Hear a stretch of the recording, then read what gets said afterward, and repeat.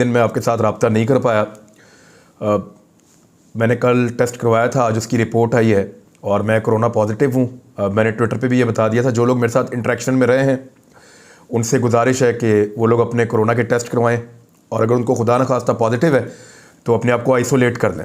अब मैं चंद दिन इस कमरे में रहूँगा और अपने आप को मैंने क्वारंटीन कर लिया है। यहीं से मैंने अपना सारा सामान, अपनी पूरी लाइब्रेरी, चीज़ें, सिस्टम, हर चीज़ यहाँ मंगवा ली है। तो यहीं से आपके साथ बातचीत होती रहेगी। और 2-3 दिन तो बड़ी शदीद बॉडी पेन थी, 2 दिन तक, और बुखार था, गला भी ख़राब हो गया था। कुछ आज मैं थोड़ा सा बेहतर फील कर रहा हूँ। अभी भी एक एंग्जाइटी है। मैं यहाँ से आपके साथ बातचीत तो करता रहूँगा, लेकिन एक इंतहाई अफसोसनाक वाक़या जो पेश आया अनारकली में, और वहाँ पे बम धमाका हुआ और लोगों को जानी नुकसान भी हुआ, माली नुकसान भी हुआ, बहुत सारे लोग ज़ख्मी भी हुए। ये इंतहाई अनफॉर्चुनेट है। ज़्यादा विजिलेंट होना पड़ेगा पाकिस्तान को, पाकिस्तान के इदारों को। और इस नौइयत के धमाके नॉर्मली हमारा दुश्मन मुल्क करता है और ये सारे इशारे उसकी तरफ जा रहे हैं। इन्वेस्टिगेशन में बहुत ज़बरदस्त कामयाबी हासिल हुई है। पुलिस को और तफ्तीशी इदारों को कुछ बंदे पकड़ लिए गए हैं और बहुत करीब पहुंच गए इस केस को रिजॉल्व करने के। आने वाले वक्त में ये सारी चीज़ें क्लियर हो जाएंगी और दुश्मन मुल्क जिस तरह के हथकंडे इस्तेमाल कर रहा है, हमें पाकिस्तानियों को ज़्यादा विजिलेंट होना पड़ेगा, ख़ासतौर पे पाकिस्तानी इदारों को। कुछ चीज़ें बड़ी इंपॉर्टेंट है और सदारती निज़ाम के हवाले से बहस बहुत ज़्यादा छिड़ गई है। यहाँ तक हुआ कि इसको पार्लियामान के अंदर डिस्कस किया गया और अपोजिशन ये चाहती है कि इसके ऊपर बात भी ना की जाए। यानी ये एक ऐसा मौजू है जिसको गुनाह समझा गया है, एक ऐसा मौजू है जिस पर बात भी नहीं की जा सकती। तो ये कैसी डेमोक्रेसी है कि आप बात ही नहीं कर सकते? यानी आइन के अंदर बेशुमार तरमीम अपोजिशन ने की हैं। 18वीं तरमीम एक ऐसी तरमीम थी कि पूरा का पूरा आइन बदल कर रख दिया 18वीं तरमीम ने। वज़ीर आज़म को तीसरी दफ़ा, बल्कि बेशुमार दफ़ा वज़ीर आज़म बनने का मौका मिल गया और बहुत सारी चीज़ें कर दी गई। तो आइन के अंदर बहुत सारी तरमीम की हैं और इन्हीं पॉलिटिकल पार्टीज़ ने की हैं। तो तब तो इनको कभी एहसास नहीं हुआ, और अब अगर आइनी तरमीम की बात की जा रही है तो वो गुनाह है, गुनाह कबीरा है। तो ये तरीका वारदात है पॉलिटिकल पार्टीज़ का। इससे मुझे नहीं लगता कि बात करने वालों को घबराना चाहिए। एक डिबेट है, खुलनी चाहिए, बातचीत इसके ऊपर होनी चाहिए। मैं कौन सा कोई सदारती निज़ाम ला सकता हूँ? हाँ, लेकिन वो कैसे आएगा ये मैं आपको बता सकता हूँ, और किस तरीके से यानी कौन इसके खिलाफ हो सकता है। देखिए, सबसे पहले तो एक बात ये की जा रही है कि एस्टेब्लिशमेंट चाहती है पाकिस्तान में कि सदारती निज़ाम आए। लेकिन याद रखिएगा, एस्टेब्लिशमेंट शायद वो आखिरी हल्का हो जो चाहे मजबूर होकर के सदारती निज़ाम पाकिस्तान में आए। वजह यह है कि अगर तो पॉलिटिकल पार्टीज़ का ये इल्ज़ाम दुरुस्त है कि एस्टेब्लिशमेंट पाकिस्तान में सियासतदानों को कंट्रोल करना चाहती है और हुकूमत को कंट्रोल करना चाहती है, अगर तो सियासी जमातों का ये इल्ज़ाम दुरुस्त है, तो फिर एस्टेब्लिशमेंट कभी भी एक ऐसी हुकूमत नहीं बनने देगी जो बैसाखियों के ऊपर ना खड़ी हो। फिर तो एस्टेब्लिशमेंट का सबसे बड़ा नुकसान ये हो जाएगा कि वो कंट्रोल ही नहीं कर सकेंगे। एक ऐसा वज़ीर आज़म आ जाएगा, सदर आ जाएगा मुल्क के अंदर, जिसको कंट्रोल नहीं किया जा सकेगा। उसको अपनी मर्जी के वजीर नहीं दिए जा सकेंगे। MNA और MPs के जरिए से वजीर आला और वजीर आज़म को ब्लैकमेल नहीं किया जा सकेगा। तो एस्टेब्लिशमेंट चाहेगी कि एक ऐसा सेटअप आ जाए। एस्टेब्लिशमेंट इसको तभी चाहेगी जब वो अपना सियासी रोल ख़त्म करना चाहें, जो पॉलिटिकल पार्टीज नहीं चाहती कि वो करें। अब या तो ये इल्ज़ाम गलत है कि एस्टेब्लिशमेंट पाकिस्तान की सियासत में किरदार अदा करना चाहती है, या फिर ये इल्ज़ाम गलत है कि ये जो कंपेन चल रही है या जो लोग बातचीत इसके ऊपर कर रहे हैं, एक डिबेट चल रही है, इस डिबेट के पीछे एस्टेब्लिशमेंट है। यानी सबसे बड़ा नुकसान मुझे ज़ाती तौर पे ऐसे लगता है कि अगर एस्टेब्लिशमेंट वाकई कंट्रोल करती है हुकूमतों को, इदारों को, वजारतों को, चीज़ों को मुल्क में, वज़ीर आज़म और वज़ीर आला को, तो फिर वो कभी नहीं चाहेगी कि ये लोग इतने मजबूत हों और एक सदर ऐसा आ जाए जो अपनी मर्जी की कैबिनेट लेकर आए, एक ऐसा आ जाए जिसको ब्लैकमेल ना किया जा सके, ऐसा आ जाए जिसको नंबर गेम के अंदर ना फंसाया जा सके। तो एस्टेब्लिशमेंट कभी नहीं चाहेगी एक ताकतवर आदमी। तो एक तो ये अपने दिमाग से आप निकालें। दूसरा, ये एक डिबेट है, ये हो कैसे सकता है? कुछ लोग रेफरेंडम की बात कर रहे हैं। रेफरेंडम के ऊपर भी 18वीं तरमीम में मुस्लिम लीग नून ने और पीपल्स पार्टी ने मिलकर एक गेम डाली थी। वो मैं आपके सामने भी रख देता हूं, क्योंकि उस वक्त इनको पता ही नहीं था कि कभी किसी और की हुकूमत आ जाएगी। इनको लगता था कि हुकूमत या तो आएगी पीपल्स पार्टी की या आएगी मुस्लिम लीग नून की, किसी और की हुकूमत नहीं आ सकती। मुझे शरीफ खानदान के बहुत करीबी लोगों ने बताया कि नाश्ते के ऊपर मरी में एक दिन बातचीत हो रही थी, तो हमजा शहबाज ने नाम ले लिया इमरान खान का, प्राइम मिनिस्टर ऑफ पाकिस्तान का। जो इस वक्त प्राइम मिनिस्टर है, उस वक्त वो एक छोटे मोटे लीडर थे। ये बहुत पुरानी बात है। तो नवाज शरीफ साहब ने बड़ी नागवारी के साथ कहा कि वो ही इज़ नो वन, इसको डिस्कस ना करें आप। ये मुझे बात पता चली थी उस दौर में। तो मामला ये है कि उस वक्त इनको नहीं लगता था कि कभी भी कोई और तीसरी ताकत आ जाएगी। इनको लगा हमेशा पीपल्स पार्टी या पीएमएलएन ही ऑप्शन के तौर पे रहेंगे और हम नहीं चाहेंगे तो कुछ भी नहीं होगा, सिस्टम में हमारी बका, हम पार्लिमानी सिस्टम को चलाते रहेंगे। तो 18वीं तरमीम के ऊपर इन लोगों ने क्या किया था, ये मैं आपको पढ़ के कॉन्स्टिट्यूशन ऑफ पाकिस्तान का जो 18वीं अमेंडमेंट की गई थी वो मैं आपको पढ़ के सुना देता हूँ। यहाँ पे जो 18वीं तरमीम है इसका जो 15वां पॉइंट है उसको आप निकाल लें और उसका तीसरा पैराग्राफ है और इसके अंदर for clause 6 the following shall be substituted namely, ये एक अमेंडमेंट है, इसको आगे लिखा हुआ है नंबर 6 और amendment of the article 48 of the constitution, article जो 48 है कॉन्स्टिट्यूशन का उसके अंदर अमेंडमेंट की गई है। अब ये रेफरेंडम के बारे में क्या कहते हैं, if at any time the prime minister consider it necessary to hold a referendum on any matter of the national importance, he may refer the matter to a joint sitting of the Majlis-e-Shura Parliament, and if it is approved in a joint sitting, the Prime Minister may cause such matter to be referred to a referendum in the form of a question that is capable of being answered by either yes और no। यानी वज़ीर आज़म पाकिस्तान अगर कोई कौमी मफाद का मामला, कोई बड़ा मामला, उसके ऊपर अगर वो चाहते हैं कि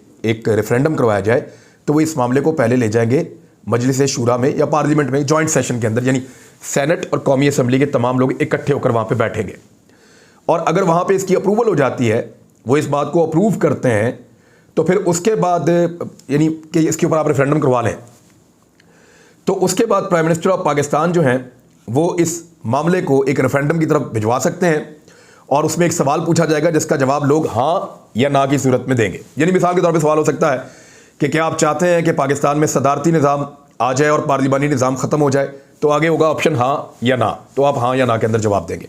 अगर तो रेफरेंडम होता है तो वज़ीर आज़म पाकिस्तान ये रेफरेंडम करवा सकते हैं आइन के मुताबिक।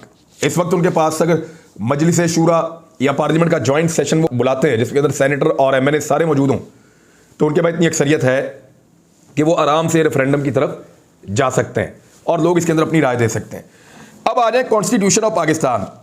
ये लोग ये कहते हैं कि आईने पाकिस्तान को तब्दील नहीं किया जा सकता। ये आईने पाकिस्तान तब्दील नहीं हो रहा पूरा का पूरा, बल्कि उसके अंदर कुछ तरमीम की जा सकती हैं। यानी आप पार्लिमानी निज़ाम को ख़त्म करके सदारती निज़ाम ला सकते हैं। मैंने आपको पहले बताया था कि सदारती निज़ाम को जानबूझकर कंट्रोवर्शियल किया जाता है कि ये डिक्टेटरशिप है, क्योंकि इससे पहले जितने सदर ताकतवर आए वो सारे के सारे कौन थे, वो डिक्टेटर थे, तो इसलिए उसके ऊपर एक छाप लग गई है। लेकिन अमेरिका के सदर को कोई डिक्टेटर नहीं कहता, चाइना में कोई नहीं कहता, रूस में नहीं कहते, तुर्की में नहीं कहते, बहुत सारी और जगहों पे जहाँ सदारती निज़ाम है कोई नहीं कहता, ईरान में कोई नहीं। डिक्टेटरशिप कुछ और होती है और डेमोक्रेटिक एक प्रोसेस के तहत बनने वाला सदर कुछ और चीज़ होता है। अब आईने पाकिस्तान को अगर आप पढ़ें तो वहाँ पर ताकत का सरचश्मा अवाम है, यानी सबसे बड़ा इक़्तिदार अल्लाह ताला का है, मालिक इक़्तिदार का अल्लाह ताला है, और पाकिस्तान की अवाम इक़्तिदार जो है वो सौंप देती है अपने मुंतखब नुमाइंदों को, और ताकत का सरचश्मा जो है वो अवाम है। पाकिस्तान का आईन इस बात की ज़मानत देता है कि अवाम की उमंगों के मुताबिक जो है वो इक़्तिदार चलाया जाएगा। अब अवाम की उमंगों का पता कैसे किया जा सकता है, वो या तो आप इलेक्शन के अंदर पता कर लेते हैं, लोग राय दे देते हैं, या फिर आप पता कर लेते हैं रेफरेंडम के ज़रिए से। तो ये रेफरेंडम कोई गैर कानूनी चीज़, गैर आइनी चीज़ नहीं है। आइन में तरमीम भी कोई गुनाह कबीरा नहीं है। आइन में जब चाहें तरमीम आप कर सकते हैं अगर आपके पास नंबर्स मुकम्मल हैं तो। रेफरेंडम का सोशल मीडिया पर रेफरेंडम जब भी लोगों ने करवाया तो 90% लोग जा रहे हैं कि सदारती निज़ाम लेकर आओ। तो अगर ये रेफरेंडम पाकिस्तान में भी होता है तो ऐसा लगता है कि बड़े पैमाने पर लोग यही कहेंगे कि सदारती निज़ाम लेकर आओ।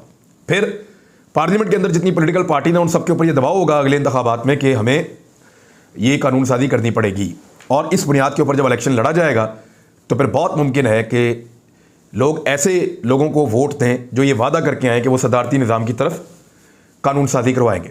मुमकिन है। अब इसमें कोई रेफरेंडम गुनाह नहीं है। इसकी मैं मिसाल आपको देता हूँ। अमेरिकन कॉन्स्टिट्यूशन में बाकायदा इसकी इजाज़त है। दुनिया के बेशुमार कॉन्स्टिट्यूशन के अंदर सैकड़ों मरतबा दुनिया में रेफरेंडम हो चुके हैं। आखिरी जो रेफरेंडम मुझे याद है वो 2016 में हुआ था। बरतानिया ने यह फैसला किया था कि उसको यूरोपीय यूनियन का हिस्सा रहना है या नहीं रहना, 2016 में, और बरतानिया की पब्लिक ने यह फैसला किया था। उसकी भी अपनी एक आईनी हुदूद है ना, लेकिन वहाँ के लोगों ने फैसला किया, पार्लियामान ने नहीं किया। लोगों ने रेफरेंडम, उन्होंने कहा जी ठीक है लोग फैसला करें, तो लोगों ने फैसला सुना दिया और उसके मुताबिक इंप्लीमेंट हो गया।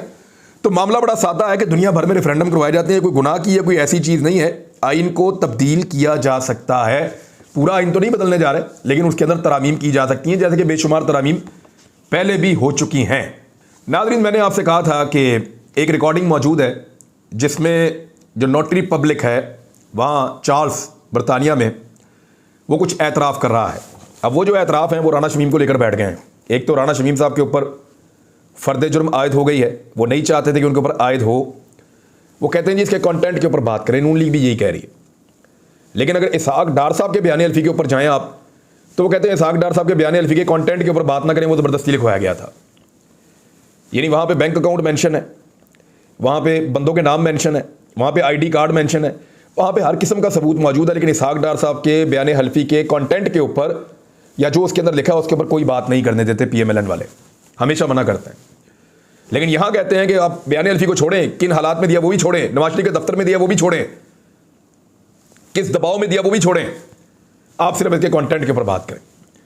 अब ज़रा आप गौर करें, एक तो बयान हल्फी के बाद जो है जो सूरत पाकिस्तान में पैदा हुई और जिस तरह इसको छपवाया गया, जंग और जियो ग्रुप को ऐसा लगता है कि फिर रिलीफ मिल गया है। यानी ये कहते हुए दिल को बड़ी तकलीफ़ होती है कि अगर पाकिस्तान के अंदर कानून सबके साथ एक जैसा रखना है तो फिर अदालत को सबको सज़ा देनी चाहिए थी। क्योंकि इसके ऊपर अभी एक फ़र्द जुर्म आयद हुई है, तो मैं अपनी राय इस मामले पे दे सकता हूँ।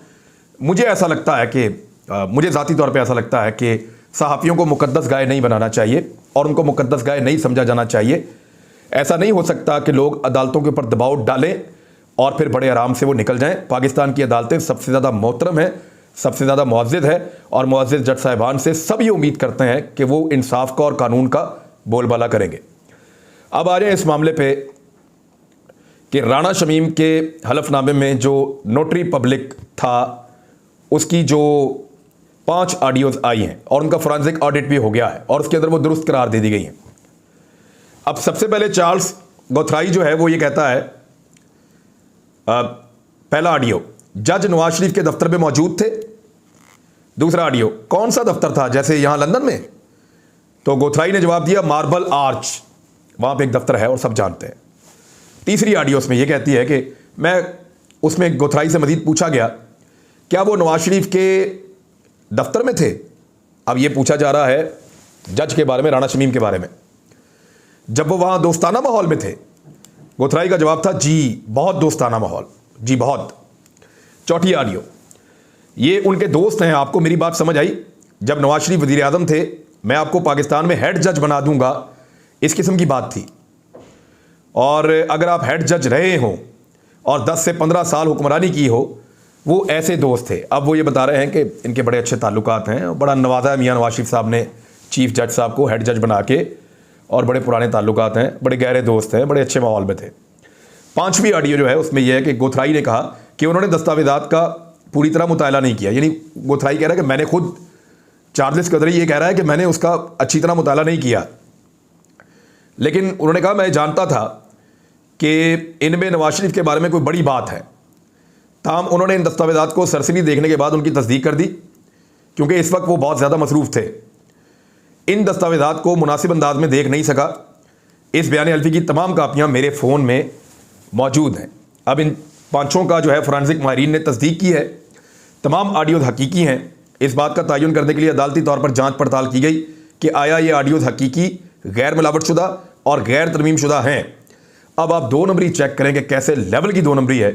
करते क्या है, सबसे पहले बंदे को बुलाते हैं, फिर बंदे को नवाजते, फिर बंदे को अपने दफ्तर में बुलाते हैं वो वजीरा तौर पे, फिर दफ्तर के अंदर जो है वो नोटरी पब्लिक को बुलाते हैं, उसके सामने दोस्ताना माहौल के अंदर साइन करवाते हैं, फिर उसके बाद जंग अखबार में खबर छपवाते हैं, उसमें द न्यूज़ के अंदर खबर छपवाने के बाद उस खबर के ऊपर अपना मुद्दा खड़ा करते हैं। भाई तुम्हारे पास, तुम्हारे दफ्तर के अंदर पहले दिन वो नोटरी पब्लिक के पास आके वो तस्दीक करवा के जा रहा है, उस दिन खोलो इसको।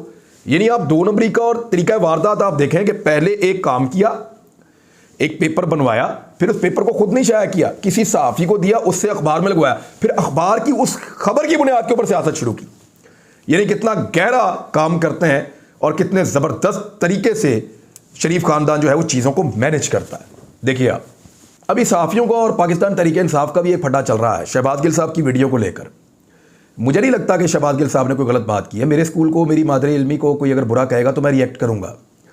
और यानी मुझे अच्छी तरह याद है कि मीडिया को झूठा कहने पर तारिक जमील साहब से मालिक साहब ने माफ़ी मंगवाई थी हामिद मीर के साथ और बाकी लोगों के साथ मिलकर, और उनसे माजरत करवाई थी कि मीडिया को आपने झूठा क्यों कहा, माफ़ी मंगवाई उनसे। लेकिन अब ये देखें आप कि मीडिया को भौंकने वाला कुत्ता भी कहा जा रहा है, तो इसके ऊपर भी कोई माफ़ी का तकाजा नहीं कर रहा और कोई इसके ऊपर बात करने को भी तैयार नहीं है। और एक शहबाज गिल की आप कहते हैं कि मुझे शहबाज गिल के लहजे से बाज़ औक़ात इख्तलाफ रहता है, वो बहुत ज़्यादा तल्ख़ हो जाता है। यानी शहबाज गिल ऐसे तल्ख़ हो जाता है जैसे मीडिया में एंकर्स होते हैं। अब ये लाइसेंस तो सिर्फ हमारे एंकर्स के पास है ना कि हम जितना मर्जी तल्ख़ होकर बोलें, जितना मर्जी गुस्से में बोलें, हमें ये लगता है। लेकिन मेरे ख्याल में अगर बाकी लोग भी बोल रहे हैं तो उनका भी फिर आप एहतराम करें। अगर आप गुस्से में बोल सकते हैं तो वो भी बोल सकते हैं। अगर आप ये कह सकते हैं कि वज़ीर-ए-आज़म का गिरेबान, किसका गिरेबान पकड़ें, वज़ीर-ए-आज़म का गिरेबान पकड़ें, किसका पकड़ें, और आप इस किस्म के अल्फाज बार बार इस्तेमाल कर सकते हैं। मीडिया में क्या कुछ नहीं बोला जाता, मैं खुद बड़े सख्त अल्फाज बोल देता हूँ। तो फिर अगर हम बोलते हैं तो फिर हमें सुनने का भी हौसला होना चाहिए। ये गलत बात है कि वन साइडेड हम ट्रैफिक चलाएं। और दूसरी बात यह है कि खातून अव्वल वाले मामले के अंदर क्या हुआ उस केस का।